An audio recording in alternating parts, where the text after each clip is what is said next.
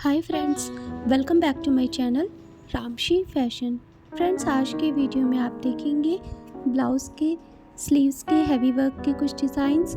सभी जो है यूनिक डिज़ाइंस है। अगर आप भी अपने ब्लाउज़ की पे कुछ हैवी सा वर्क करवाना चाहते हो तो आई होप आपको इस वीडियो से आइडिया ज़रूर मिलेगा। अगर आपको वीडियो पसंद आए तो प्लीज़ वीडियो को लाइक ज़रूर कीजिएगा, और अगर आप मेरे चैनल पे फर्स्ट टाइम आए हैं तो प्लीज़ चैनल को सब्सक्राइब कर दीजिए। और फ्रेंड, साइड में जो बेल आइकन है उसे क्लिक करना मत भूलिएगा, ताकि मेरे आने वाले वीडियोस के नोटिफिकेशंस आपको मिलते रहें और आप इसी तरह मेरी वीडियोस को देखते रहें। और फ्रेंड्स, प्लीज़ मुझे कमेंट करके बताइएगा कि आपको वीडियो कैसा लगा और आगे आप और किस तरह के कलेक्शंस एंड डिज़ाइंस देखना पसंद करेंगे। वीडियो को एंड तक ज़रूर देखिएगा। Thank you for watching.